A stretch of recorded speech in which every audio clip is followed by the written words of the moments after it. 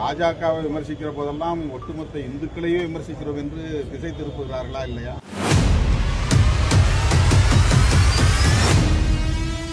ஆகவே இவர்கள் வெறும் வாக்கு வங்கி அரசியலுக்கான உத்திகளையே கையாளுகிறார்கள். மக்களுக்கு இடையிலே பாகுபாடுகளை உருவாக்குகிறார்கள், மோதலை உருவாக்குகிறார்கள்.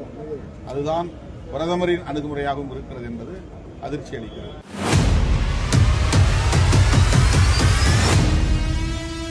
SIR என்கிற சிறப்பு தீவிர திருத்த நடவடிக்கையை உச்சநீதிமன்ற வழக்கு முடிகிற வரையில் இங்கே நடைமுறைப்படுத்தக்கூடாது என்று வலியுறுத்தி விடுதலை சிறுத்தைகள் கட்சியின் சார்பில் கோரிக்கை மனு ஒன்றையும் வழங்கியிருக்கிறோம்.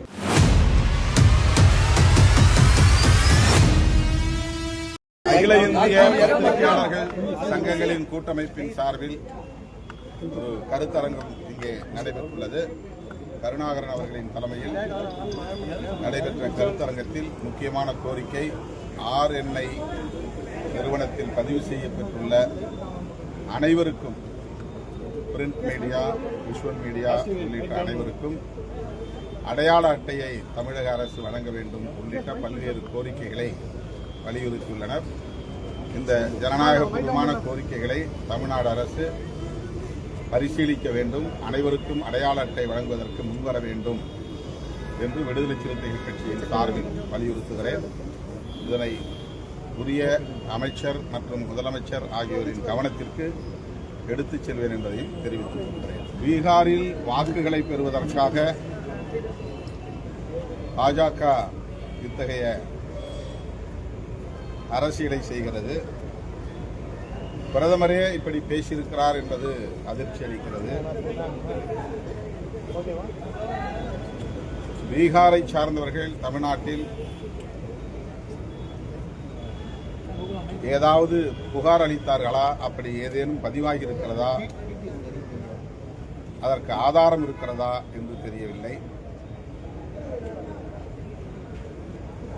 பீகார் மட்டுமல்ல, பல மாநிலங்களிலிருந்து வட மாநிலத்தவர் ஏராளமானவர்கள், லட்சக்கணக்கானவர்கள் கோவை, திருப்பூர், சென்னை போன்ற பகுதிகளில்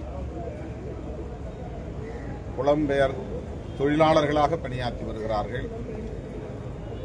அவர்களுக்கு இங்கே எந்த பிரச்சனையும் இல்லை.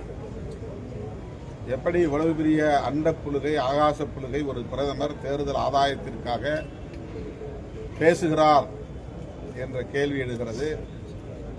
இது எவ்வளவு ஆபத்தான ஒரு அணுகுமுறை என்கிற அச்சம் மேலெழுகிறது. தமிழ்நாட்டிலே அப்படி ஏதேனும் வழக்குகள் பதிவாகி இருக்கிறதா என்ற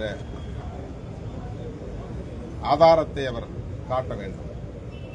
இது ஏற்புடையதல்ல. பிரதமர் அவர்களின் இந்த கருத்தை விடுதலை சிறுத்தைகள் கட்சி வன்மையாக கண்டிக்கிறது. பாஜகவை விமர்சிக்கிற போதெல்லாம் ஒட்டுமொத்த இந்துக்களையே விமர்சிக்கிறோம் என்று திசை திருப்புகிறார்களா இல்லையா? தமிழ்நாடு மட்டுமல்ல, இந்தியா முழுவதும் RSSஐயும் BJPயையும் அவர்கள் செய்கிற மதவாத அரசியலையும் விமர்சிக்கிற போதெல்லாம் அப்படி விமர்சிக்கிறவர்களை இந்துக்களின் விரோதிகள் என்று தோற்றத்தை ஏற்படுத்துகிற முயற்சியில் இவர்கள் ஈடுபடுகிறார்கள். பிரதமர் பேசியிருப்பது திமுக என்ற பொருளில் பேசவில்லை, அப்படி எங்கும் பதிவாகவில்லை. தமிழகத்தில் பீகாரிகளை துன்புறுத்துகிறார்கள் என்றுதான் சொல்லியிருக்கிறார். அதே நேரத்தில் தெலுங்கானா, கேரளா மாநிலங்களிலும் வடமாநிலத்தவர்கள் அவமதிக்கப்படுகிறார்கள் அல்லது துன்புறுத்தப்படுகிறார்கள் என்ற கருத்தையும் அவர் சேர்த்தே பதிவு செய்திருக்கிறார். ஆக அவருக்கு தேர்தல் அரசியல் முக்கியமானதாக இருக்கிறது. ஆதாயம் தேடுவதே அவரின் நோக்கமாக இருக்கிறது. அதற்காக ஒடிசாவிலே என்ன பேசினார்கள்? ஒடிசாவிலே போய் ஒடிசா மாநிலத்தை ஒரு தமிழன் ஆட்சி செய்ய நீங்கள் அனுமதிப்பீர்களா என்று கேட்டார்கள். ஒரு IAS அதிகாரி அங்கே முதல்வராகி விடுவார் என்று யூகம் செய்து அதையே அரசியலாக்கினவர்கள். தமிழ்நாட்டுக்கு வந்தால் தமிழ் பெருமையை பேசுகிறார்கள், தமிழர் பெருமையை பேசுகிறார்கள், பாரதி கவிதையை மேற்கோள் காட்டுகிறார்கள், திருவள்ளுவரின் குரலை எடுத்து பேசுகிறார்கள். ஒவ்வொரு சாதிக்கும் தனி பெருமை உண்டு என்று பெருமையை, சாதி பெருமைகளை பரப்புகிறார்கள்.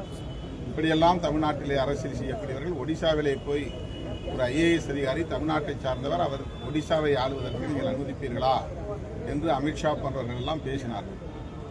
ஆகவே இவர்கள் வெறும் வாக்கு வங்கி அரசியலுக்கான உத்திகளையே கையாளுகிறார்கள். மக்களுக்கு இடையிலே பாகுபாடுகளை உருவாக்குகிறார்கள், மோதலை உருவாக்குகிறார்கள். அதுதான் பிரதமரின் அணுகுமுறையாகவும் இருக்கிறது என்பது அதிர்ச்சி அளிக்கிறது. அண்மையிலே தலைமை தேர்தல் அலுவலரின் தலைமையில் அனைத்து கட்சிகளின் சார்பில் இது தொடர்பான கலந்தாய்வு கூட்டம் நடைபெற்றது. அந்த கூட்டத்தில் விடுதலை சிறுத்தைகள் கட்சியின் சார்பிலும் பங்கேற்றோம். SIR கூடாது, அதை இங்கே நடைமுறைப்படுத்தக்கூடாது. உச்சநீதிமன்றத்திலே வழக்குகள் தொடுக்கப்பட்டுள்ளன. திமுக, VCK ஆகிய கட்சிகள் தொடுத்த வழக்குகள் இன்னும் நிலுவையில் இருக்கின்றன. எனவே SIR என்கிற சிறப்பு தீவிர திருத்த நடவடிக்கையை உச்சநீதிமன்ற வழக்கு முடிகிற வரையில் இங்கே நடைமுறைப்படுத்தக்கூடாது என்று வலியுறுத்தி விடுதலை சிறுத்தைகள் கட்சியின் சார்பில் கோரிக்கை மனு ஒன்றையும் வழங்கியிருக்கிறோம். அங்கே பாஜக தரப்பில் SIR வேண்டாம் என்ற கருத்தை சொன்னதாக தெரிகிறது. ஆனால் பீகாரில் நடந்த தில்லுமுல்லு அது பற்றி பேசுகிற போது அவ்வாறு நடக்கவில்லை என்று அதற்கு வக்காலத்து வாங்குகிறார்கள். திரு ராகுல் காந்தி அவர்கள் அதை ஆதாரங்களோடு அம்பலப்படுத்தி இருக்கிறார்.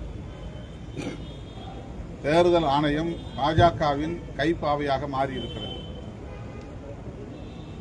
பாஜகவுக்கு எதிராக வாக்களிக்கக்கூடியவர்களை எல்லாம் வாக்காளர் பட்டியலிலிருந்து நீக்குவதற்கான ஒரு உத்தியாகத்தான் இந்த நடவடிக்கையை அவர்கள் பயன்படுத்துகிறார்கள். இது தமிழ்நாட்டுக்கு மட்டுமல்ல, ஒட்டுமொத்த தேசத்திற்கே ஆபத்தானது. ஆகவேதான் தமிழ்நாட்டில் இதை நாம் அனுமதிக்க மாட்டோம் என்று வலுவாக குரல் எழுப்பி வருகிறோம். நவம்பர் 2ஆம் தேதி மாண்புமிகு முதலமைச்சர் அவர்களின் தலைமையில் இது தொடர்பான கலந்தாய்வு கூட்டமும் ஒருங்கிணைக்கப்பட்டுள்ளது. அதிமுக உள்ளிட்ட கட்சிகளும் இந்த நிலைப்பாட்டுக்கு இசைந்து இணங்கி ஒத்துழைக்கும் என்று நான் நம்புகிறேன். இது மிக மிக அவசியமான ஒன்று. எனவே பாஜக கையில் எடுத்திருக்கிற இந்த ஆபத்தான நடவடிக்கையை தமிழ்நாட்டில் ஒருபோதும் அனுமதிக்கக்கூடாது என்று அனைத்து கட்சியினருக்கும் விடுதலை சிறுத்தைகள் கட்சியின் சார்பில் வேண்டுகோள் விடுக்கிறேன்.